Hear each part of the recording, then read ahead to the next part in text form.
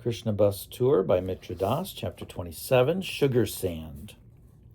People stood in a pond of clear water shouting at their kids as our troop enjoyed the last day of the bus tour.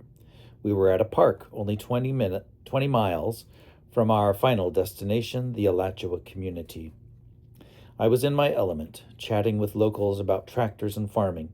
I bragged about our tour. We've been everywhere in the U.S. and even into Canada putting on a show. These kids are really talented.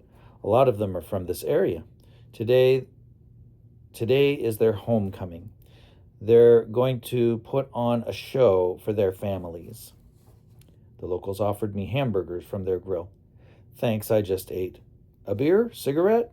I'm good, thanks. You know, some of these kids are from England. England? I ain't never. I called Molly over. These people have never met an Englishman. Molly extended his hand. It's a pleasure, sir. D'you have a good time? Quite so, Molly smiled. You've got a lovely country. The locals nodded to each other and dragged on their cigarettes. It's been a pleasure to have met you. Molly shook their hands once more. I'd best be running along. It was time to hurry again. Manorama was calling out orders. Everyone get into your costumes. If you're not in the drama, put on your best temple clothes. Boys, get on the bus and head to the temple so you can get the stage ready. We'll follow after we get lunch packed up. I stayed to help pack the girls' bus. When we were done, Dravinaksha started the engine while Manorama closed the luggage compartments. Manorama cupped his hands. Okay, Drav, hit it. The engine roared, the wheels spun, but the bus stayed in place. Go, go, go, Manorama shouted, watching the wheels spin, waving his arms. Keep going. But the bus didn't move. The entire state of Florida is level except for the slight hill that was in front of our bus. We couldn't back up because there was a pine tree behind us. Trying to keep his temple clothes clean, Manorama dug sand out from in front of the wheels. Try it again. The wheels sank deeper. Manorama called the boys' bus. We need you to come back and tow us out of the sand. A local pointed with his cigarette. Sugar sand, that's the worst. Others flicked their cigarettes and nodded. Only thing worse than sugar sand is gumbo. There were strong opinions on either side of that one, but everyone had a sugar sand story. The park's picnic tables filled with people in swimsuits and towels to watch.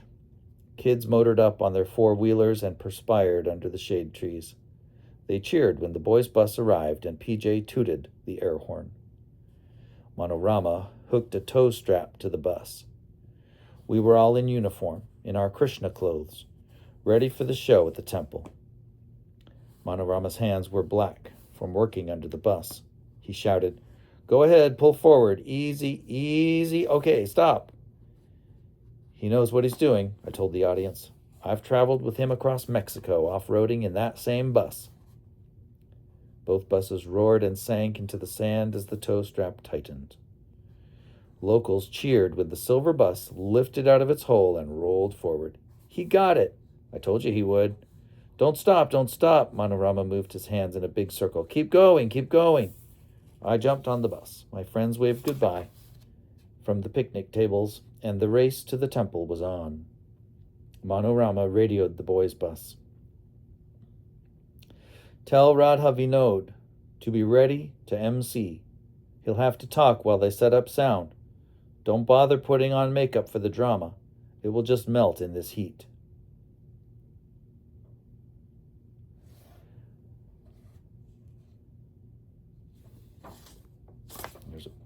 There's a photo here with the caption, The Final Performance.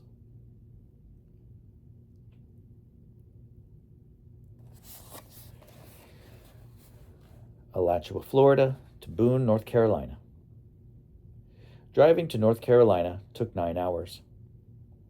I was alone with my thoughts, with no keeper-upper to entertain me. I'd been surrounded by youth and fun, part of something large. But now I was tiny and vulnerable again. my car squeezing between trucks on the interstate. I passed the turnoff to our old house on Krishna Road and drove on to Boone, my small car straining to climb the hill. With no other Hare Krishna families living in Boone, we would be alone there, helping Narayan survive his first year of college. If enough people showed interest, though, we might stay and develop a new bhakti community. Every college town should have one. Creating such a community could be an even bigger adventure than the bus tour had been. The road narrowed and steepened as I approached the Art of Living ashram at the top of Heavenly Mountain. I parked and gathered my things. The silence of the woods contrasted with the noise of the past several weeks. Now the only sound I could hear was the clicking and gurgling of my car as it cooled. I walked through the breezeway of the condo and paused to take in the view. Our place was on the highest ridgetop, with dozens of mountain ranges fading into the distance. Every condo in the building faced the sunrise. Our room was at the end of the wooden deck, and I knocked on the glass door that led into my new home. Maharha, wiping her hands on her apron, received me warmly as the sky reddened and the shadows grew long. "I know you'll like it here," she said. "The people are really nice. How was the bus tour?" Then Narayan appeared at the door carrying textbooks. "Hey, Dad."